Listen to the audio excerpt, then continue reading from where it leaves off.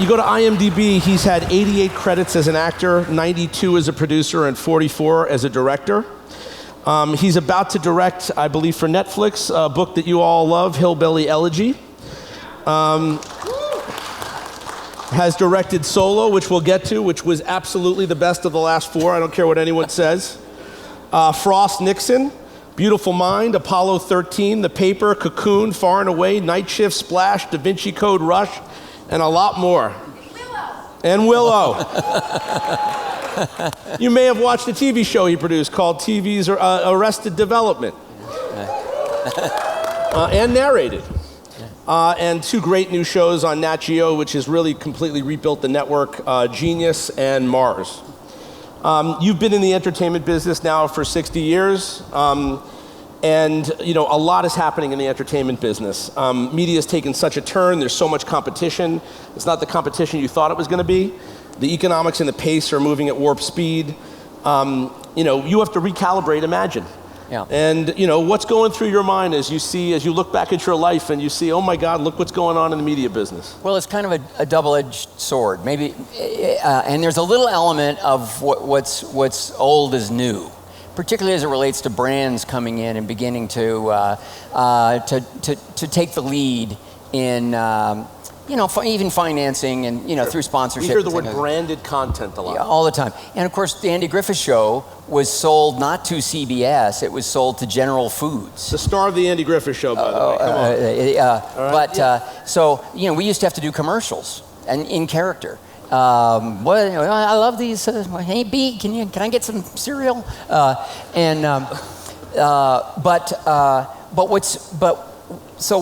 What's happened is, for a person at this point in my career, and also speaking for my partner Brian Grazer, who you know really well, it's been both daunting because the economics have changed, and that certainly affects us. The kinds of deals that you could make, the kinds of deals studios could make, the kinds of projects studios want, the kinds of series networks want versus versus platforms and cable that still exists, and that is daunting.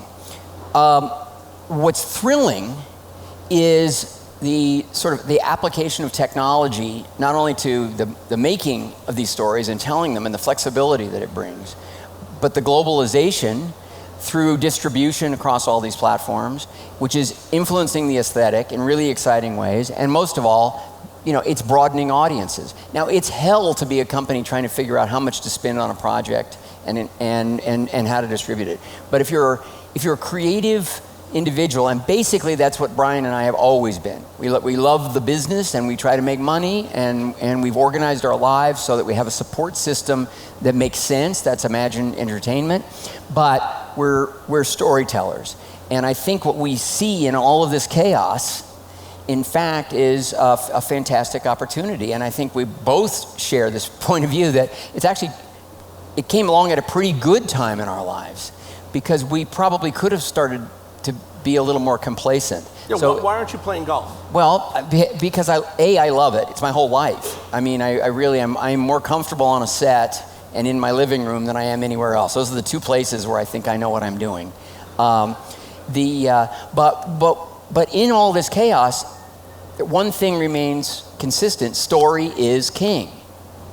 And you talk about tentpoles, of course. On the theatrical side, that's vitally important, and that is what's driving the studio business. Sure. But we are discovering through projects like Friday Night Lights and Parenthood, and even Arrested Development that sort of keeps redefining itself in different ways, that another kind of tentpole really is IP. It's a story. Now, one of the big frustrations in the old model was it was very difficult to cross platforms, cross distribution systems, and benefit from that and monetize it. Meaning you'd sell it out to one platform, and therefore they wanted to keep it for themselves, and they didn't really care about the Empire's a massive hit, and everybody's saying, why aren't you running concerts? Why aren't you know, why don't you have a record label? Why don't you? And that's not. Sorry about that. You know, that's not what Fox TV wanted to do, and they controlled it. And as frustrating as it could be, and you could go in and try to pitch, you know, these other business opportunities around it, and you know, it didn't fit within their plan, their bonus plan, you know, whatever's involved. So we decided to pull away from that system. We took in an investor, and the investor was Rain, which many in the audience Rain, are. Joe Ravitch and company. Yep. And that's been great, and of course they really understand entertainment investments and companies, and they sold themselves in a way to us. That content is going to be king. That's what you guys do. You know, are you up for this? And we were thrilled to take it on. And slowly but surely, what's happening is a lot of areas where we used to dabble. You know, like we would do a documentary, but Brian did a great documentary about Deep Throat. But well, he had to like, you know, convince the studio he wouldn't work on it too much because that's not really what they wanted. We did a great one about wrestling that was a lot of fun. They didn't want us to do that. God forbid we would get involved in short form. Yep. You know, so I mean, there were like, you know, cease and desist letters would come our way if to not do work. To not do that because you're supposed to be doing this, and yet we wanted to work on all kinds of stories. Now we can, and with the resources, we're beginning to hire great partners to run these divisions, build out businesses that are fueling all this, and it's a thrill. That's a hell of a long answer, but the point is, within this we think at Imagine is a great opportunity to organize storytellers. You know, storytellers, they like and respect us. We love and respect them, and part of our growth beyond the Ron and Brian business is to create opportunities for them to really flourish and benefit from all the different opportunities that a great idea can lead. So you've taken a cue. I know how curious you are. We talk about technology and startups all the time. You guys have just launched something, Imagine Impact, which is your own sort of Y Combinator for content. Tell us a little bit about that and how you were sort of influenced by the world that's sitting out in the audience. Well, we've always wanted to try to create an environment where it was sort of easier, faster, more dynamic to create independent IP.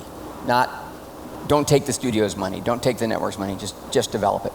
And we tried a couple things, didn't really work as well as we wanted them to. Brian was spending time, you know, he witnessed Y Combinator in action and started talking to, you know, everyone involved.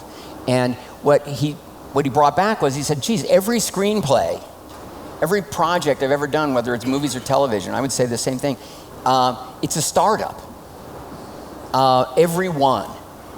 Well, why don't we create an environment where we could share what we know, find other people who, as shapers, to come in, work with writers on ideas. We launched it. It had a fantastic Impact 1. We had over 4,200 applications, and we didn't even advertise. We just sort of put it out there that it was going on. We're now taking applications for Impact 2. We know we're going to do Impact 3. I'd say. And you're in a WeWork. Yes, we're in WeWork. I think we were at least 3 times more successful than we expected we would be in terms of projects coming out of Impact and being set up, being optioned. About 2/3 of the writers we actually chose were already represented. So you know, they weren't entire unknowns. In fact, there were people who had sold television shows but saw this boot camp as a chance to develop a particular idea and raise their game. But the 1/3 who didn't have representation, all are represented now.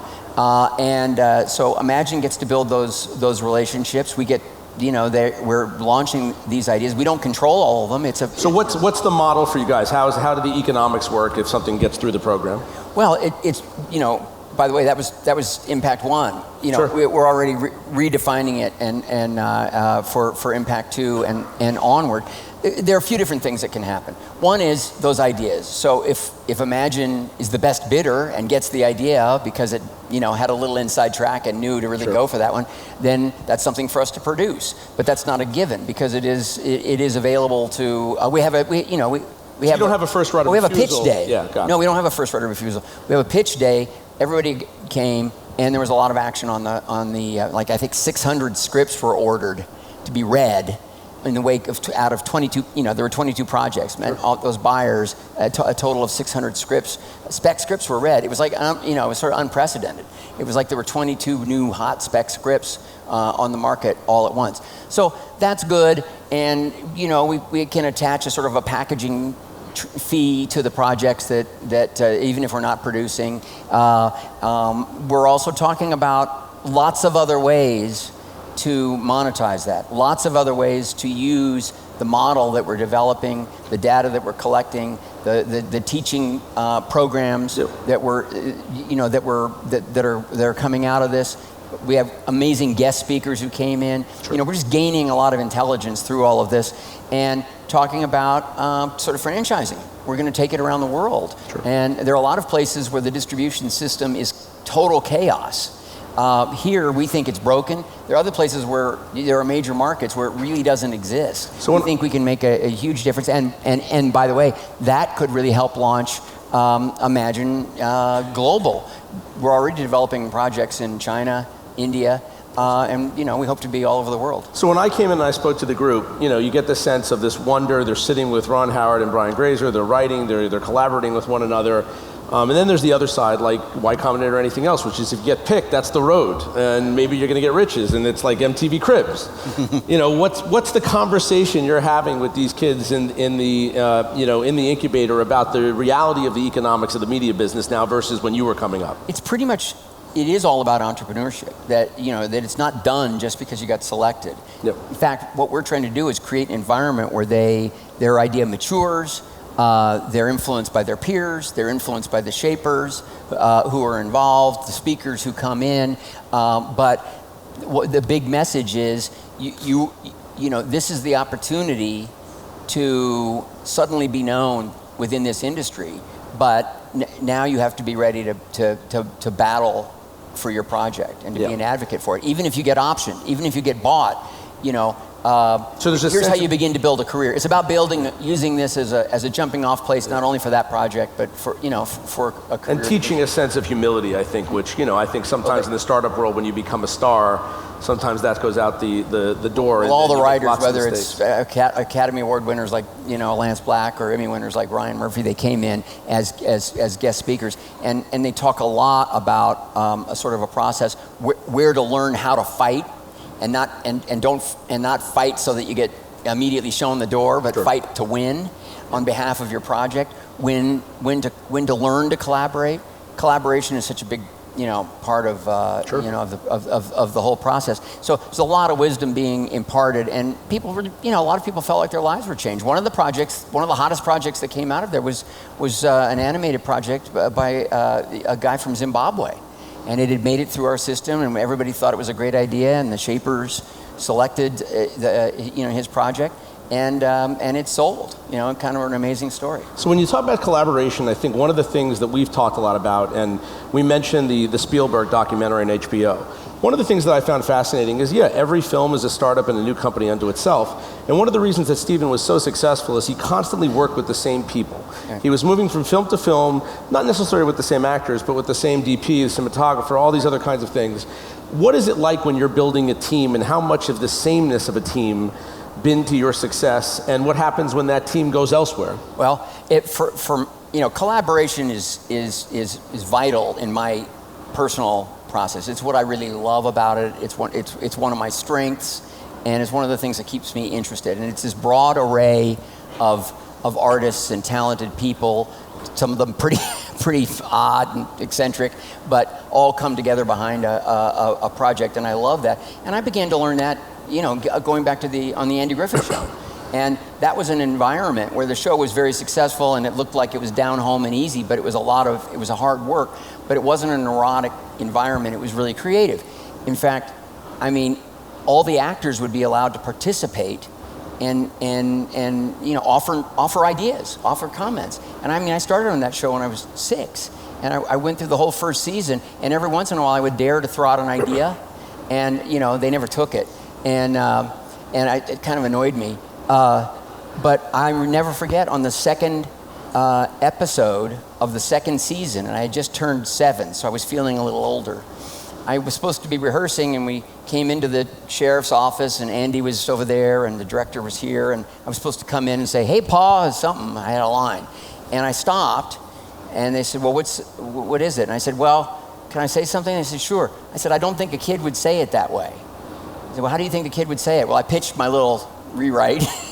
And they said, "Okay, go ahead and say it that way." And I remember right now, I just can picture it.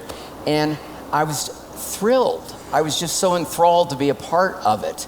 And I remember Andy Griffith from across the sheriff's office there said, "What are you grinning at, youngin'?" He actually would talk that way. Sure. And I said, "Well, that's the first idea of mine you've taken." And he said, "Well, it was the first one that was any damn good. Now let's rehearse the scene." And so that was the environment that I grew up in, and I always try to nurture that. And I have benefited from having the same team, but I've also always wanted to guard against cronyism. Because I am a collaborator, I also want to keep changing it up and finding that new voice, whether it's a writer, whether it's a cinematographer, composers who are going to really help elevate it. Now, the thing about a movie or a television show that's a lot different from building a company, and now Imagine is really in this growth period, and it's a different kind of thing. The company was always there really just to support Brian and I. And so certainly we made long-term hires, but it wasn't about this sort of growth. And films and leadership. After 3 months go away. Films after 3, it's longer than that. Sure. But it's more like girding yourself and gearing up for an expedition or a mission, And people are psyched, they're professionals, and they're going to get it done. And sure, you bump heads and you run into people, and it's disappointing, how they might behave. But as long as they can, help propel the enterprise, you go for it. And of course, in building a company, it's a very different kind of thing because there's a culture we want built around creativity, built around a kind of a leadership and entrepreneurship that doesn't depend entirely on Brian and me, but is being built to last for years and to grow and grow and grow. So it's a really interesting new time in terms of that. Do you look at your projects through a lens of themes? I mean, I look at movies like Splash, or I look at Far and Away, or A Beautiful Mind, and I see these individual outsiders that are not the norm. Yeah. Is there a theme in your past work, and is there a theme? I now look at Hillbilly Elegy, Mars, and Genius, and it seems like you're wanting to give back into the world beyond entertainment. I mean, how do you come at projects? Well, Brian and I both come to them differently, but over the years, and we're very different people, different styles, sensibilities, and things like that. But one of the things that we really come to often is a kind of a celebration of the underdog. And I know that's a kind of a standard thing, but in our own way, we both feel it, and we think it's something that audiences will naturally connect with. So it is, it's finding that test that is the test designed to destroy that character, whether it's comedy, fantasy, or drama, and we love to work across all the genres. But it's the other thing that I love is anything that's related to sort of group endeavors, whether that's a family story trying to navigate through something. Apollo 13. Or teams. Yep. Yeah. And Apollo 13 was the first movie based on real events that I ever did. And sure. And I'd always been afraid of that because I came out of television comedy. I mean, it was all about invention and whimsy and then I did fantasies like Splash and Cocoon.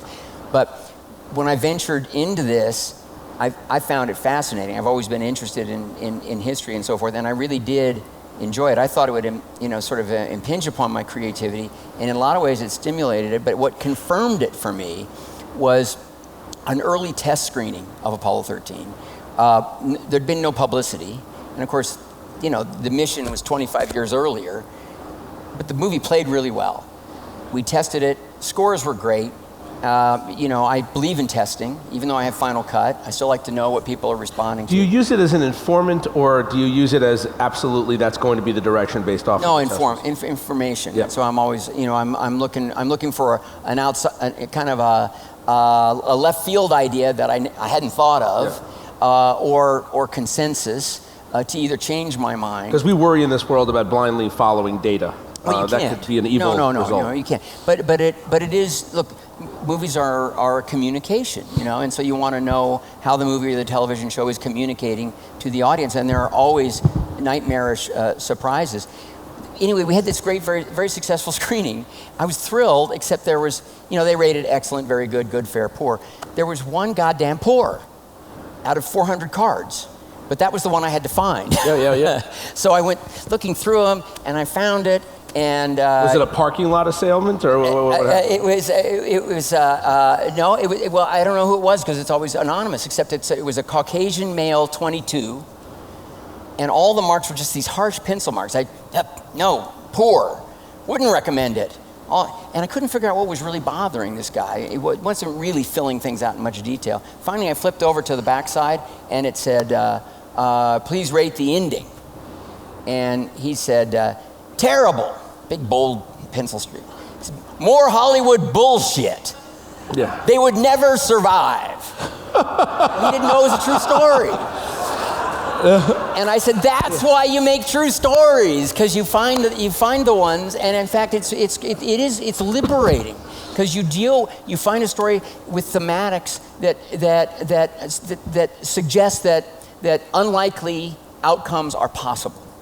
Yep. I want to, something we talk about privately is politics. Right. It's something that's very new to my life. I take the bait. And I'm not happy as to where the world is, and yet, I melt down. You engage with the crazies and the dissenters on Twitter. Once in a while. I see it a lot, but I'm curious to, how are you looking at the world? You've done political films like Frost Nixon. I know that your brother, you and I have discussed, have different views of the world politically, so I'm sure Thanksgiving is fun. And know when to talk and when not to. Yes, and then on Twitter, they say don't feed the animals, but you feed the animals. Well, look, first of all, I doubt my Twitter feed makes much of a difference in terms of changing anybody's mind. Dude, that's half my day. What do you? Well, me. I don't know. But I'm a celebrity. I'm not a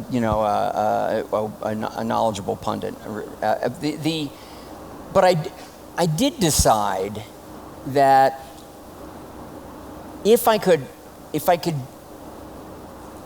put out, retweet things that just challenge people's common sense, and just sort of say, really, does this make sense to you? Blah blah blah, and then get going. And once in a while, I don't read them all, but when they insult me personally, I often say, now why that? Why be insulting? We might have a difference of opinion, and I feel like, wow, maybe on some level I can be a bit of a bridge or a reminder.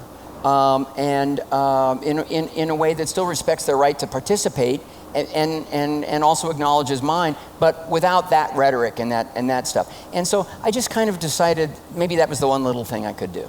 Well, last question. It was Mark Suster of Upfront that first told me about the book Hillbilly Elegy, and I think a lot of people in the audience have read that. Right. Why that movie? Why now? Well, my family is not from Kentucky. But my mom and dad are basically, sort of immigrants from the heartland. They changed the course of their family by believing they could leave their farm in my mom's small town. By the way, this would have been my mom's 92nd birthday today. Nice. And be in show business, and they did it. The families and the relatives, the sound of J.D. Vance when I talked to him or heard him reading the book it's familiar, and even on the Andy Griffith Show, I grew up around people, from the rural South, and with that sensibility, and it's something that I do relate to. J.D. Vance isn't a hillbilly. He grew up in Ohio, but his grandmother was. Well, my grandfather was a farmer, and my other grandfather was a small town butcher. So I relate to a lot of the frustrations, and I also relate to that kind of family and that sense of loyalty and commitment, and also feeling a little bit alienated in certain environments. And I feel like that J.D. Vance's journey, going back to the kinds of things Brian and I like to work on, it is its own kind of underdog journey And I think it's a fascinating case study, and I think it can make a very emotional, interesting movie. You know, you and I have talked about this, but I look at film and television a lot, even more than news, and it's shaped the way that I see the world. And you know, certainly through Genius, or Mars, or now Hillbilly Elegy, I think you're putting a lot of good stuff in the world where we need it. Ron Howard, one of my heroes. Thank you.